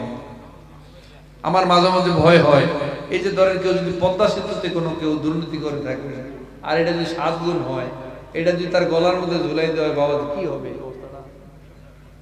ভয় কি আছে কিনা? আমি হাসির খোরাক দেই নাই, আমি চিন্তার খোরাক দিয়েছি। এখনো সময় আছে বাবা, পরিবর্তন হন। আল্লাহ তাআলা আপনাকে খুব আদর করে বলেছেন, ইয়া আইয়ুহাল্লাযীনা আমানু দুখুলু ফিস-সিলমি কাফা, পরিপূর্ণভাবে ইসলামে প্রবেশ করো। ওয়ালা তাত্তাবিউ খুতুওয়াতিশ শাইতান, শয়তানের পদাঙ্ক অনুসরণ করো না। শয়তান তোমাদের প্রকাশ্যে শত্রু। শয়তান তো আল্লাহর সাথে চ্যালেঞ্জ করে এসেছে, আমি তোমার কোন বান্দাকে শুকরগুজার বান্দায় অন্তর্ভুক্ত হতে দেব না। আর আপনি যদি সবসময় না শুকরিয়া আদায় থাকেন, ইসলামের বিপক্ষে থাকেন, কিভাবে তাফসীরুল কোরআন বন্ধ করা যায়, কিভাবে কোরআনের আইন বন্ধ করা যায়, কিভাবে ধর্মচর্চা বন্ধ করা যায়, শিক্ষা প্রতিষ্ঠানে কিভাবে নীতি নৈতিকতা বন্ধ করা যায়, এগুলোর সাথে যদি থাকেন, কাল হাসরের দিন আপনি অন্ধ হয়ে উঠবেন। কাল হাসরের দিন আপনি অন্ধ হয়ে উঠবেন। ক্বালা রাব্বি লিমা হাসারতানি আ'মা ওয়া ক্বাদ কুনতু বাসীরা, আপনি সেদিন বলবেন, হে আল্লাহ, দুনিয়াতে তো আমি চক্ষুষ্মান ছিলাম, আমি তো চোখে দেখতাম, এখন আমি অন্ধ কেন? আল্লাহ তাআলা বলবেন, পৃথিবীতে তুমি অন্ধর মতোই ছিলে, পৃথিবীতে তুমি অন্ধদের সাথেই ছিলে, যারা কোরআনের বিপক্ষে কথা বলেছে তাদের পক্ষেই তুমি ছিলে, ঠিক কিনা বলেন? এবং সেই নবী মুহাম্মদ সাল্লাল্লাহু আলাইহি সাল্লাম আমাদের জন্য সুপারিশ করার কথা, পৃথিবীর সমস্ত নবীরাই একটা বিশেষ দোয়া ছিল, তারা দুনিয়াতে এটা করে ফেলেছেন, যে দোয়াটা কবুল করা হবে, সকল নবীরাই প্রয়োজন এটা করে ফেলেছেন। শুধুমাত্র আমাদের দয়ার নবী, প্রাণের নবী, মায়ার নবী, নবী মুহাম্মদ সাল্লাল্লাহু আলাইহি সাল্লাম, তিনি শুধুমাত্র এই দোয়াটা করেন নাই আমাদের জন্য, আমাদেরকে শাফাআত করবেন বলে। সেই নবীও নাকি আমাদের জন্য মামলা করে দিবেন, এবং মামলার ভাষাটা কোরআনে এসেছে, মামলার ভাষাটা কোরআনে এসেছে। ওয়াকালার রাসূলু ইয়া রাব্বি ইন্না কওমি ইত্তাখাযু হাযাল কুরআনা মাহজুরা, আল্লাহ রাসূল বলবেন, হে আল্লাহ, এরা আমার কওম, এরা আমার জাতি, এরা আমার কোরআনকে পরিত্যাগ করেছে, পরিত্যাজ্য মনে করেছে, আমার কথা শুনে নাই, হক আদায় করে নাই, আজকে আমি তাদের বিরুদ্ধে মামলা করে দিলাম। আপনারা আমাকে বলেন, বাংলাদেশের যে কনভেনশনাল যে শিক্ষা প্রতিষ্ঠানগুলো আছে, যে কনভেনশনাল শিক্ষা প্রতিষ্ঠানগুলো আছে, আর 10 মিনিট অপেক্ষা করতে পারবেন তো? খুব গুরুত্বপূর্ণ আলোচনা আসতেছে, এবং আপনাদের জন্য একটা পয়েন্ট আছে, একটা গুরুত্বপূর্ণ পয়েন্ট আছে। অনেকে জানা করে ফেলেছে, অনেকে কত অন্যায় করে ফেলেছে, মানুষের সাথে কত দুর্ব্যবহার করেছেন। বাবাজিরা, কোনো আমলেই দুর্ব্যবহারের প্রতিকার হতে পারে না। দুর্ব্যবহার দুর্ভোগ ডেকে আনে। আপনি যত আমলই করেন, যদি আপনি মানুষের সাথে দুর্ব্যবহার করে থাকেন, আপনার আচরণ খালি খেয়ে কেউ করে, আপনি ঘরে শান্তিতে থাকতে দেন না কাউকে, বাড়িতে থাকতে দেন না, অফিসে আদালতে থাকতে দেন না, দেশে শান্তিতে থাকতে দেন না, আপনার সাথে কেউ কথা বলতে পারে না, এই সমস্ত মানুষগুলো যত আমল তাদের চেহারার মধ্যে ছুঁড়ে ফেলা হবে। কোনো আমল আপনার দুর্ব্যবহারকে মিনিমাইজ করতে পারবে না। দুর্ব্যবহারের আমল হচ্ছে দুর্ব্যবহার আগে ত্যাগ করতে হবে। আল্লাহ রাসূল আপনার নামে মামলা দিবেন। আপনারা আমাকে বলেন, এইরকম অন্যায় অনেকে করেছেন, আমল করতে পারেন নাই, ঠিকমতো ইবাদত বন্দেগী করতে পারেন নাই, তারাও যদি শুধুমাত্র একটা ছোট্ট আমল করতে পারেন, ছোট্ট একটা আমল, এটা করতে পারলে এমন হতে পারে জীবনে কত জেনা ব্যভিচার করে ফেলেছেন, অন্যায় করে ফেলেছেন, কতদিন পর্দা করেন নাই, কত আপনি 2 নাম্বারি করেছেন, মানুষের হক নষ্ট করে ফেলেছেন, যত বড় অন্যায় আপনি করে থাকেন, যদি ছোট্ট আমলটা করতে পারেন, একটা সূত্র বলবো, এই সূত্রটা যদি করতে পারেন তাহলে এমন হতে পারে আল্লাহ সুবহানাহু ওয়া তাআলা আপনাকে জীবনের সমস্ত গুনাহগুলো মাফ করে দিয়ে মাসুম বেগুনাহ হিসাবে আজকে আপনাকে বাড়ি পাঠিয়ে দিবেন। পারবেন? আমাকে সর্বশেষ সেটা মনে করিয়ে দিবেন। হ্যাঁ, এবং যারা পারবেন আমি যে উত্তরটা দেব একটা প্রশ্ন করব, যদি উত্তরটা পারেন আপনাদের জন্য একটা মহা মূল্যবান একটা গিফট আছে, আমার হাত থেকে নিয়ে যাবেন।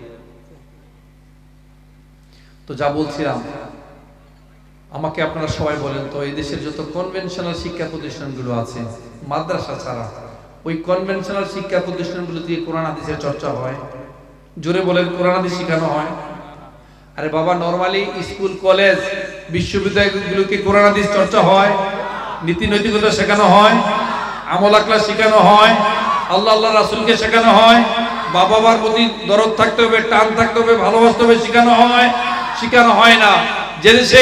যে দেশের শিক্ষা প্রতিষ্ঠানগুলোতে কোরআন হাদিস চর্চা হয় না, কোরআন হাদিস শেখানো হয় না, নীতি নৈতিকতা শেখানো হয় না, আল্লাহ রাসূলকে শেখানো হয় না, বাবা মাকে ভালোবাসতে হবে শেখানো হয় না, ওই দেশে আর যাই হোক, ওই শিক্ষা প্রতিষ্ঠানগুলোতে আর যাই হোক, কখনো সোনার ছেলেরা জন্মাতে পারে না। উপরন্তু যেই প্রতিষ্ঠানে আবরারের মতো মেধাবী স্টুডেন্টকে হত্যা করা হয়, মাদ্রাসার আলেম ওলামাকে হত্যা করা হয়, হামলা দেওয়া হয়, মামলা দেওয়া হয়, ওই দেশ কখনো সোনার দেশ হতে পারে না।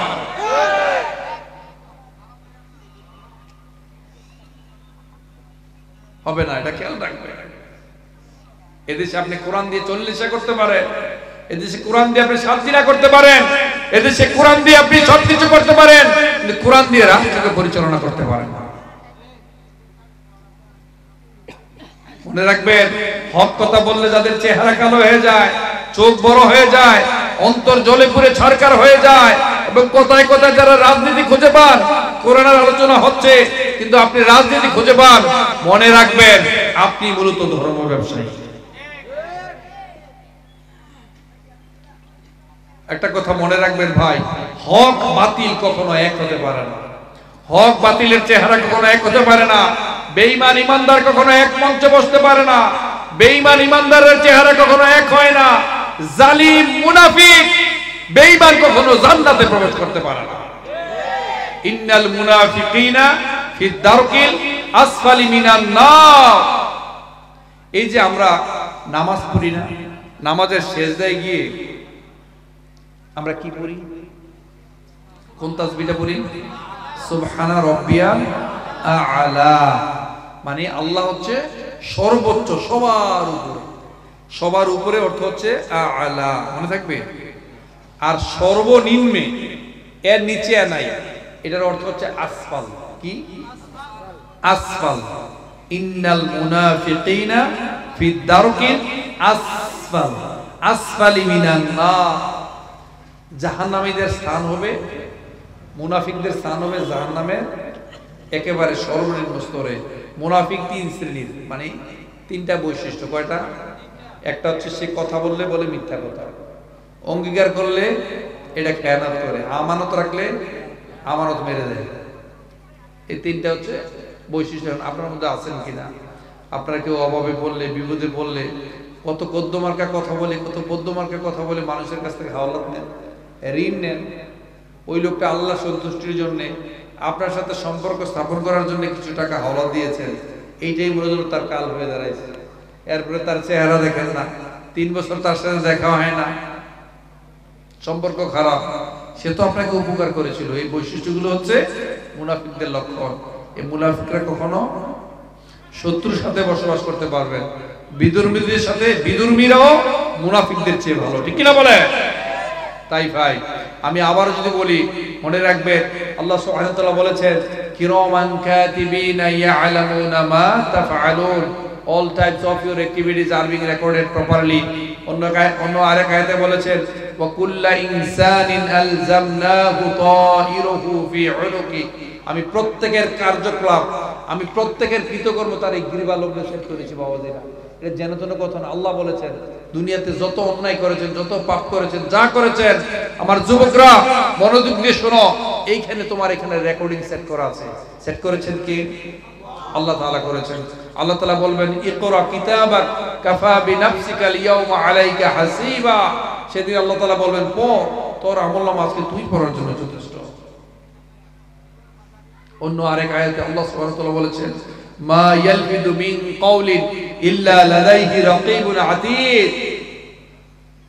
আপনি যেই কথাটা বলেন, যেই চিন্তাটা করেন, যেই শব্দ চয়নটা করেন, অন্তরে গোপনে যা করেন, ওয়া হুসিলা মা ফিস সুদূর, সবকিছু প্রকাশিত হবে। আপনি যা করেন প্রত্যেকটা মুহূর্তে এগুলো লিপিবদ্ধ করার জন্য, লিখে রাখার জন্য আল্লাহ তাআলা বলেছেন সদা জাগ্রত প্রস্তুত প্রহরী নিয়োজিত করে রেখেছেন। আপনি কই যাবেন? আপনি যা করেন, যা বলেন, whether it is good or bad, প্রত্যেকটা বিষয় লিখে রাখার জন্য সদা জাগ্রত প্রস্তুত প্রহরী আল্লাহ সুবহানাহু ওয়া তাআলা লিখে রেখেছেন। মা ইয়ালফিযু মিন কাওলিন ইল্লা লাদাইহি রাকীবুন আতীদ ইয়াওমাইযিন তুহাদ্দিসু আখবারাহা বিআন্না রাব্বাকা আওহালাহা। সেদিন এই জমিনে যা যা ঘটাইছেন, যত অত্যাচার করেছেন, যত রক্ত ঝরিয়েছেন, পাখির মতো সাধারণ মানুষকে গুলি করে হত্যা করেছেন, এই প্রত্যেকটা বিষয় সেদিন এই জমিন সাক্ষী দিবে।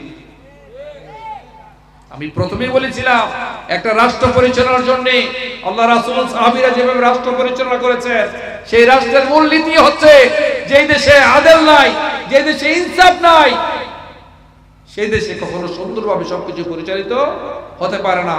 একজন মুশরিক, একজন ধরেন মুশরিক, সে ধরেন ইমানদার না, কিন্তু তার মধ্যে ইনসাফ আছে, ইনসাফ, আপনি তার সাথে কাজ করতে পারবেন। আর যে নামে মাত্র আল্লাহ আল্লাহ করে, আল্লাহ রাসূল করে, আমরা এরকম নেতা দেখি নাই। রাতের বেলা নাকি 70 রাকাত তাহাজ্জুদ পড়ে, সকালবেলা ওইটা মানুষের খুন করে। বলেন এটা কি মুমিন? আসলে কি ঈমান আছে? আছে কিনা? আমি ভাই আমার জীবনে একবার, আমার কাছে মনে আছে, আমি একবার জাপানে গিয়েছিলাম কিছুদিনের জন্য। তো ওখানে ওরা পর খায়, শুকর খায়। কি খায়? ওদের দেশের ভাষায় এটাকে বলা হয় ভুতানি খায়, ভুতানি খায়। তো যখন খাবার টাবার দিচ্ছে, ওই যে আপনার এই আমাকে বলছে এক লোক যে আসেন আপনাকে নিয়ে আমি সাকানা খাওয়াবো, মাছ খাওয়াবো। আমি বললাম ভাই কিছুই খাইতে পারি না, জিহ্বা সিদ্ধ হয়ে আছে। ওই যে আমার আয়াত ভাই আছে, আয়াত ভাই এই লোহাগড়া থেকে ওই দিন মাহফিলে আসছে, আর পরিচয় হয়েছে, আজকে ভাই চলে আসছে আমাদের ভালোবাসার টানে, এই যে আয়াত ভাই। তো দেখেন আয়াত ভাই আপনার গ্রাম বাড়ি কোথায় জানি? এখানে কোথায় জানি মাহফিলটা ছিল আপনাদের? ও সিএনজি সমিতির মাহফিল ছিল। তো দেখেন, তো ওইখানে আমি বললাম ভাই কিছু খেতে পারি না, আপনারা বিরক্ত হচ্ছেন? আমি আর কয়েক মিনিট শেষ করে দিচ্ছি, এমনি 1 ঘন্টার উপর হয়ে গেছে। এমনি আমার ভাই গলা খুব প্রেসার দিচ্ছে, তো বসে আছে, আমার কাশি খুব।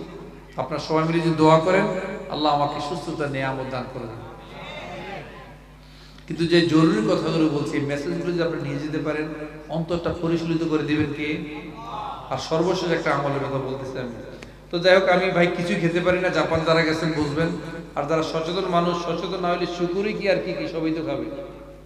তা আমি খাইতে পারি না, মুখ টুক সিদ্ধ হয়ে আছে, কি খাবো? খালি ফ্রুটস আর কতদিন খাইবেন? আমরা মাছে ভাতে বাঙালি। তো পরে আমার এক ভাই এসে বলছেন যে চলো আমি এখানে 12 বছর থাকি, সমস্যা নাই, আমি তোমার মাছ খাওয়াবো। আমি কি না ভাই, আপনি মাছ দিলেও বলবেন, না মাছে কিচ্ছু দেন, আমি জানি কিভাবে রান্না করে। আমি না, তারপর আপনি বলেন নো ফর নো বুতানিকো, বলে দেন। আরে না। তো যাই হোক, যিনি অর্ডার নিচ্ছেন, আমি উনি বিরক্ত হওয়া সত্ত্বেও আমি বলে দিছি প্লিজ নো বুতানিকো, নো ফর। উনি হাই হাই হাই, আমরা ইয়েস বলি না, হ্যাঁ ইয়েস, ওনারা হাই হাই বলে। উনি চলে গেলেন, 15 মিনিট পর আসছেন দৌড়িয়ে। এতক্ষণ লাগে কোনো? মাছ দিবে, কাঁচা মাছ, একটু স্টিম করে মাছ দিবে আপনাকে। এসে বলছি কি যেন ওই জাপানি ভাষায় বলছে। আমি বললাম ভাই কি বললো? ভাই এবার মুখ চোখ কালো করে বলতেছে যে না, ওই যে মাছটা দিবে, মাছের মধ্যে যে মশলাটা দিবে, মশলার মধ্যে ওইটা আছে, মানে মশলার মধ্যে শুকরের চর্বি আছে। আমাদের দেশের মানুষ আমরা এত ইমানদার সবাই না, আমরা হলে কি করতাম, ও তুই গরুর গোশত খাবি না, আজকে দাঁড়া, তোরে খাওয়াচ্ছি, করতাম কিনা হুজুর? সাধারণত এটা আমরা করি কিনা? ধরেন আপনি শোল মাছ খান না, অনেকে আরেক মাছের ভর্তা বলে খাওয়াই দেয় না। অথচ নবী মুহাম্মদ সাল্লাল্লাহু আলাইহি ওয়াসাল্লাম বলেছেন মান গশানা ফালাইসা মিন্না, the person who deceives us is not among us, যে প্রতারণা করে সে কখনো আমার উম্মত হতে পারে। তাই বাবাজিরা, প্রত্যেকটা মুহূর্তে আপনার সবকিছু রেকর্ড হচ্ছে, লিখিত হচ্ছে। ওয়া হুসিলা মা ফিস সুদূর, অন্তরে যা কিছু আছে সব প্রকাশিত হবে। সুম্মা লা তুসআলুনা ইয়াওমাইযিন আনিন নাঈম, যত সুখ সম্পদ ভোগ করেছেন সেটারও হিসাব হবে। তাই ভাই বেশি বাড়াবাড়ি করবেন না। যারা বাড়াবাড়ি করেছেন আল্লাহর কাছে কায়মনোবাক্যে ক্ষমা চান, আল্লাহর কাছে মাফ চান। যত অন্যায় অত্যাচার করেছেন এগুলো করে এই দেশটাকে মদিনার সনদের জন্য চলে, কোরআন হাদিসের আলোকের জন্য চলে। একটা কথা বলে দিচ্ছি, আমরা কোনো দলের দিকে কাউকে ডাকি না, আমরা কোনো দলের দিকে কাউকে ডাকি না, আমরা ডাকি কোরআন সুন্নাহর দিকে। ঠিক কিনা বলে? যে কেউ দেশ পরিচালনার কোনো সমস্যা নাই, শুধু দেশে ইনসাফ রাখবেন, সততা রাখবেন, সন্ত্রাস মুক্ত রাখবেন। সত্তর ত্যাগ করতে হবে। কয়টা গেল? প্রথমটা কি? তাওবা আল্লাহর জন্য। 2 নম্বরে ইনস্ট্যান্টলি ত্যাগ করতে হবে। 3 নাম্বার, যে পাপ অন্যায়ের সাথে আপনি আছেন এটার জন্য লজ্জিত অনুতপ্ত হওয়া লাগবে। লজ্জিত অনুতপ্ত আল্লাহর কাছে হওয়া লাগবে। অনুতপ্ত কি? নিজের শাস্তি দিন, কান ধরে প্রয়োজন উঠবোস করবেন, জরিমানা দিবেন, দরকার হয় মাথা নিচের দিকে দিয়ে পা উপর দিকে দিয়ে রাখবেন, দিয়ে আল্লাহর কাছে বলবেন। মনে রাখবেন, আল্লাহ কখনো এক পাপের শাস্তি 2 বার দেন, 1 বার দেন।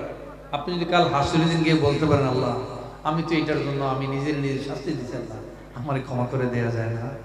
আল্লাহর মতো দয়ালু পৃথিবীতে আর কেউ আছে? তাই নিজের লজ্জিত হবেন, রিপেন্টেন্ট হবেন, অনুতপ্ত হবেন, চোখের পানি ছেড়ে দিয়ে লজ্জিত এমন ভাবে হবেন, হে আল্লাহ আমাকে মাফ করে দেন। তাহলে কয়টা গেল? তাওবা আল্লাহর জন্য, এখনই ত্যাগ করতে হবে, লজ্জিত অনুতপ্ত হওয়া লাগবে। আর কয়টা আছে? 2টা। 4 নাম্বার, ভবিষ্যতে আর কখনো এই পাপ অন্যায় করবেন না বলে দৃঢ় প্রতিজ্ঞ হওয়া লাগবে। হে আল্লাহ এই পাপ আমি জীবনে করব না। আপনি আজকে খারাপ কাজটা করছেন, কালকে মাপ চাইছেন, এরপর দিয়ে আবার শুরু করছেন, এমনি করলে হবে? হবে না। আর ফাইনালি যার সাথে অন্যায় করেছেন, যার সাথে পাপ করেছেন, তার সাথে মিটমাট করে ফেলতে হবে, তার কাছ থেকে মাপ চেয়ে নিতে হবে, মিটমাট করতে হবে। অথবা টাকা হাওলাত দিয়েছেন, টাকাটা দিয়ে দিবেন। অথবা অন্য কোনো গোপন এমন পাপ করছেন, এখন মাপ চাইতে গেলে আরেকজনের সংসার ভাঙবে, আছে না? তাইলে গোপনে গোপনে আল্লাহর কাছে চাইবেন, তার জন্য দান করবেন, সমস্ত দোয়া তাকে দিয়ে দিবেন। শর্ত কয়টা গেল? একজন ইয়াং যুবক, মাদ্রাসার স্টুডেন্ট ছাড়া, মাদ্রাসার আলেম ওলামা ছাড়া একজন দাঁড়াও দেখি, যে কে গুরুত্বপূর্ণ বইটা আমার কাছ থেকে উপহার নিতে চাও। তাও আবার শর্ত, যে তাও শর্ত 5টি। কে বলতে পারবে? একজন দাঁড়াও। তুই বলবা? বলেন কে সাহসকার, বলেন। বইটা আমার হাত থেকে নিয়ে যাবেন। আমার আলোচনা শেষ। সুবহানাকাল্লাহুম্মা ওয়া বিহামদিকা আশহাদু আল্লা ইলাহা ইল্লা আনতা আস্তাগফিরুকা ওয়া আতুবু ইলাইক। আসসালামু আলাইকুম ওয়া রাহমাতুল্লাহ। একজন দাঁড়ান তো দেখি। কি নাম তোমার? হ্যাঁ, মিসবাউদ্দিন। এই গ্রামে তুমি বাড়ি? তোমার আব্বা আসছে এখানে? তোমার বাবা আসেন নাই? আজকে তোমার আব্বাসও আসলে তোমার আব্বা সম্মানিত হইতেন না? তুমি যেমন খুশি হইতো, তোমার বাবা কিন্তু খুশি হইতো যে আমার ছেলে আছে। বলো, হ্যাঁ বলো। আল্লাহর জন্য ফাইন, লজ্জিত হওয়া লাগবে।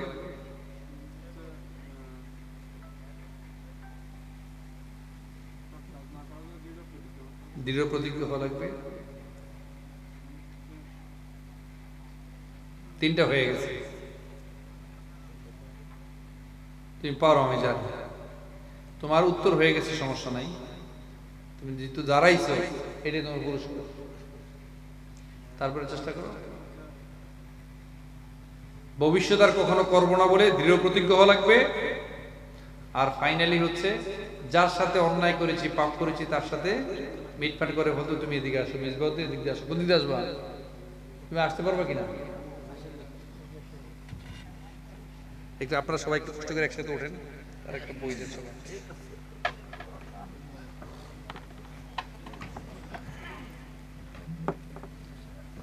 তুমি আসো সবাই, তো এদিকে আপনারা সবাই আসুন, একসাথে ভাই যে ওর একটা সবাই ধরো। হ্যাঁ, না কোনো ভয় নাই। একটা ছবিটা, সুন্দর একটা ছবিটাও তোমার আব্বারই না দেখে আব্বা আজকে আমি অনেক সম্মানিত হয়েছি।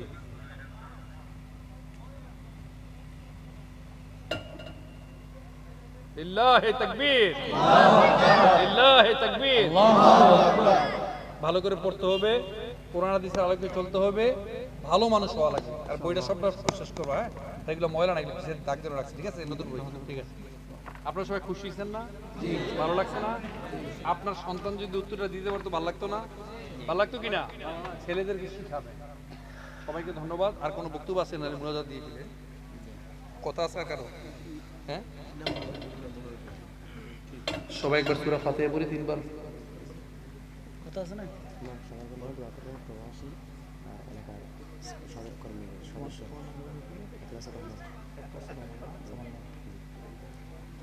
সূরা ফাতিহা একবার পড়ি, 3 বার ইখলাস পড়ি। আউযু বিল্লাহি মিনাশ শাইতানির রাজিম।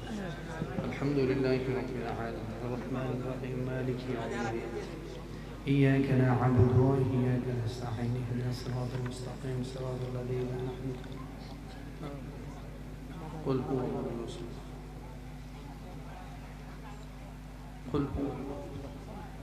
اللهم صل وسلم اللهم آمين. ربنا ظلمنا أنفسنا وإن لم تغفر لنا وترحمنا لنكونن من الخاسرين. ربنا آتنا في الدنيا حسنة وفي الآخرة حسنة وقنا عذاب النار. ربنا آتنا من لدنك رحمة وهيئ لنا من أمرنا رشدا. رب ارحمهما كما ربياني صغيرا. رب ارحمهما كما ربياني صغيرا. ربنا هب لنا من أزواجنا وذرياتنا قرة أعين واجعلنا للمتقين إماما. ربنا لا تزغ قلوبنا بعد إذ هديتنا وهب لنا من لدنك رحمة إنك أنت الوهاب. হে আল্লাহ, গৌরস্থান ভেল্লার পরপরা ইলফুল ফুজুল ইসলামী যুব ঐক্য পরিষদের উদ্যোগে আমার এখানে সম্মানিত ভাই বোন কমিটির সদস্য যারাই আছেন, যারা বুদ্ধি দিয়ে, শ্রম দিয়ে, মেধা দিয়ে, পরিশ্রম দিয়ে আল্লাহ এমন একটা জান্নাতের পরিবেশ তৈরি করলো, তাদের জীবনের প্রত্যেকের সমস্ত গুনাহগুলোকে মাফ করে দাও। বিশেষ করে প্রবাসী ভাই, আমার ছোট্ট ভাই, কি জন্য বলছি তোমার নামটা? একলাসুর রহমান। সে সবসময় আমাদের সাথে যোগাযোগ রাখতো, ছোট্ট একটা ছেলে, কিন্তু কলিজাটা তার একটা বাঘের মতো, ঠিক কিনা? আল্লাহ সুবহানাহু ওয়া তাআলা তাকে যেন মানুষের মতো মানুষ হিসাবে কবুল করে। শুধু তাকেই নয়, তার সাথে যারাই আছে আল্লাহ, এই এলাকার যত সন্তান আছে আল্লাহ, প্রত্যেকটা সন্তানকে বাবা মায়ের জন্য চক্ষু শীতলকারী সন্তান হিসাবে কবুল করেন।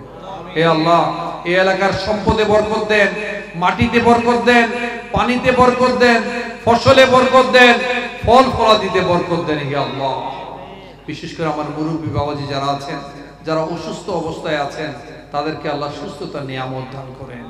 হে আল্লাহ, আমার সম্মানিত মা বোনরা আছেন, কত কষ্টে তারা আছেন, কত যাতনায় তারা আছেন, তারা আমাদেরকে কষ্ট করে লালন পালন করেছেন আল্লাহ, তাদের সাথে সুন্দর ব্যবহারটুকু আমরা করতে পারি না আল্লাহ। তারা যে কোনো সমস্যায় ভুগ না কেন, তাদের প্রত্যেককে আল্লাহ সমস্ত গুনাহগুলো মাফ করে দিয়ে তাদেরকে শিফায়ে আজিলা কামিলা কুল্লিয়া দান করেন। হে আল্লাহ, এই এলাকার সন্তানদেরকে আপনি মানুষের মতো মানুষ হিসাবে তৈরি করেন।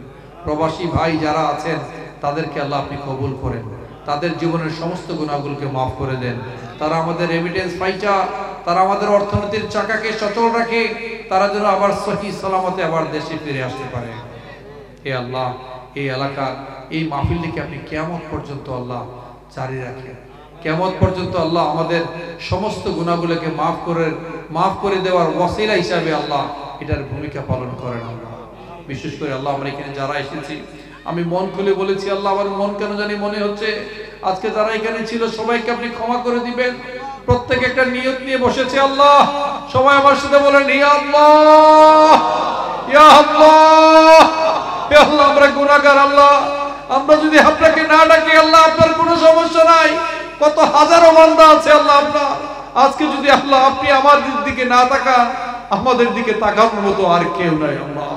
আপনি আমাদের জীবনের সমস্ত গুনাহগুলোকে মাফ করে দাও। আল্লাহুম্মা ইন্নাকা আফুউন কারীম তুহিব্বুল আফওয়া ফাআফু আন্না। আল্লাহুম্মা ইন্নী আসআলুকাল হুদা ওয়াত তুকা ওয়াল আফাফা ওয়াল গিনা। হে আল্লাহ, আপনি আমার জীবনের সমস্ত গুনাহগুলোকে মাফ করে দেন। হে আল্লাহ, আমাদের যত ঋণ আছে, আল্লাহুম্মা কফিনি বিহালালিকা আন হারামিক ওয়া আগনিনি বিফadলিকা আম্মান সিওয়াক। হে আল্লাহ, যত ঋণ আছে আল্লাহ, সব ঋণ আপনি মওকুফ করে দেন। যত অসুস্থতা আছে সুস্থতায় পরিণত করে দেন।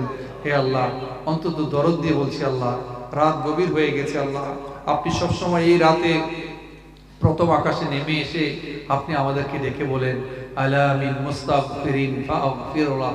কার কি চাওয়ার আছে আমার কাছে চাও, কার কি অভাব আছে আমার কাছে চাও, কার রিজিকের সমস্যা, কার সুস্থতার সমস্যা, কার শান্তির সমস্যা আমার কাছে চাও। হে আল্লাহ, আমরা তোমার কাছে চাচ্ছি আল্লাহ, যেই হাত তোমার কাছে সবচেয়ে বেশি পছন্দ, সেই হাতের ওসিলায় তুমি আমাদের জীবনের সমস্ত অভাবকে দূর করে দাও, সমস্ত গুনাহকে মাফ করে দাও। হে আল্লাহ, নবীজিকে স্বপ্নে না দেখি আল্লাহ মরণ দিয়েন না। এখানে যারা প্রত্যেকে আছি তাদেরকে জীবনে অন্তত একবার হলেও পবিত্র হজ আদায় করার তৌফিক দান করেন। বছরে বছরে একবার উমরা যেন আমরা আদায় করতে পারি, আল্লাহ আপনি কবুল করেন। হে আল্লাহ, আমার ছোট ভাইরা, এখানে সাংগঠনিক লোকজন সহ অন্যান্য যারা আছে, কত সুন্দর করে তারা চাইলে তো আল্লাহ অন্য গান বাজনার আয়োজন করতে পারতো, কোরআন হাদিসের আয়োজন করেছে। আল্লাহ, আপনি তো বলেছেন যে এখানে কোরআন হাদিসের আলোচনা করা হয়, নবী মুহাম্মদ সাল্লাল্লাহু আলাইহি সাল্লামের মাধ্যমে আপনি বলেছেন ওই জায়গাটাকে জান্নাতের বাগান হিসাবে বলা হয়, এবং ওই জায়গাটার চারপাশে আল্লাহ ফেরেশতারা ঘিরে রাখে। আল্লাহ, আপনি আমাদেরকে কবুল করেন, রহমতের ছায়া দিয়ে রাখেন, বিপদ আপদ মুক্ত রাখেন। হে আল্লাহ, আমার মুরব্বী বাবাজি যারা আছেন তাদেরকে আল্লাহ আর সুস্থতা দান করেন, নেক হায়াত দান করেন। বিশেষ করে এই অঞ্চলের মানুষ, এই এলাকার মানুষ 3.5 হাত মাটির নিচে যারাই চলে গিয়েছেন, তাদের জীবনের সমস্ত ভুল ত্রুটিগুলোকে ক্ষমা করে দিয়ে জান্নাতের সর্বোচ্চ মাকাম দান করেন। হে আল্লাহ, হৃদয় থেকে আরেকটা কথা বলছি আল্লাহ, আজকে আলোচনা করেছি আল্লাহ, বিশেষ করে মদিনা সনদ, নবী মুহাম্মদ সাল্লাল্লাহু আলাইহি সাল্লাম এবং সাহাবীদের রাষ্ট্র কিভাবে ছিল, রাষ্ট্র পরিচালনার মূলনীতি কি ছিল। আল্লাহ, আপনি দয়া করে আমাদের দেশটাকে আল্লাহ মদিনা সনদ অনুযায়ী চলার তৌফিক দান করেন। কোরআন হাদিসের আলোকে যেন দেশটা পরিচালনা হয় আপনি কবুল করেন। আমাদের নেতা যারা আছে তাদের মধ্যে সহি বুঝ দান করেন। আসলে আল্লাহ, আমাদের নেতারাও আল্লাহ, তারা ভালো মানুষ, তাদের মন নরম আল্লাহ, তাদেরকে কেউ না কেউ শয়তান ধোঁকা দিয়েছে, তারাও কিন্তু বোঝে আল্লাহ কোরআন হাদিসের, কোরআনের রাত যখন কায়েম হবে তারাও কিন্তু শান্তিতে থাকবে। হে আল্লাহ, আপনি অনুরোধ করি আল্লাহ, আপনি আমাদেরকে কবুল করেন। বিশেষ করে দল যেই চালাক আল্লাহ, দেশ যেই চালাক, তারা যেন কোরআন হাদিসের আলোকে দেশটা পরিচালনা করতে পারে। ইনসাফ যেন থাকে আল্লাহ, আদেল যেন থাকে আল্লাহ, এই দেশে ইনসাফ যেন থাকে, সন্ত্রাস মুক্ত যেন হয়, চাঁদাবাজ মুক্ত যেন হয়, অশ্লীলতা মুক্ত যেন হয়। আল্লাহ, আপনি আমাদের স্বাধীনতা সার্বভৌমত্বকে রক্ষা করেন। আল্লাহ, আমি সহ আমার সব প্রসঙ্গী যারা আছেন, আমার আয়াত ভাই সহ যারা আছেন, সবাইকে আপনি ক্ষমা করেন, সবাইকে আপনি কবুল করেন। জুয়েল ভাইও ছিলেন, তাদেরকে ক্ষমা করেন। এখানে আমি অনেকের নাম জানি না, সম্মানিত মসজিদের খতিব, ইমাম সাহেব, মুয়াজ্জিন সাহেব, মসজিদের কমিটি, এই মাহফিলের সভাপতি সহ কমিটির সকল সদস্যবৃন্দ, সম্মানিত আলেমে দ্বীন যারা আছেন, উলামায়ে কেরাম যারা এখানে আছেন, তারা সহ যারাই আল্লাহ শ্রম দিয়ে, মেধা দিয়ে, পরিশ্রম দিয়ে, পয়সা দিয়ে, বুদ্ধি দিয়ে, আল্লাহ চিন্তা দিয়ে আল্লাহ এই প্রোগ্রামটাকে সাফল্যমণ্ডিত করেছে, তাদের প্রত্যেককে আপনি মাফ করে দেন আল্লাহ। বিশেষ করে আমার বিদেশের বাইরে আল্লাহ কত কষ্টে থাকে আল্লাহ, তারা যত কষ্টই থাকুক না কেন বাড়িতে কখনো প্রকাশ করেন আল্লাহ। এত গরম, এত কষ্ট আল্লাহ, ওই দেশের মানুষ আল্লাহ বাংলাদেশের প্রতি এত জুলুম করে আল্লাহ, তারপরে তারা বাড়িতে প্রকাশ করে না। কিভাবে বাড়ির মানুষ শান্তিতে থাকবে তারা এটাই চেষ্টা করে। শুধু বাড়ির মানুষকে তারা শান্তিতে রাখে না, তারা পর করে আমাদের দেশের অর্থনীতির চাকাকে সচল রাখে আল্লাহ। তাদের সবাইকে আপনি মাফ করেন। বাংলাদেশের সমস্ত আলেমে দ্বীনদেরকে আল্লাহ আপনি ক্ষমা করেন, তাদেরকে নিরাপদে রাখেন। দেশে কত ঝামেলা চলছে আল্লাহ, এমন একটা স্টেবল সরকার দিয়ে দেন যারা আল্লাহ মানবিক হতে পারে, দেশটাকে সুন্দরভাবে পরিচালনা করতে পারে। সুবহান রাব্বিকা রাব্বিল ইজ্জাতি আম্মা ইয়াসিফুন ওয়া সালামুন আলাল মুরসালিন ওয়ালহামদুলিল্লাহি রাব্বিল আলামিন।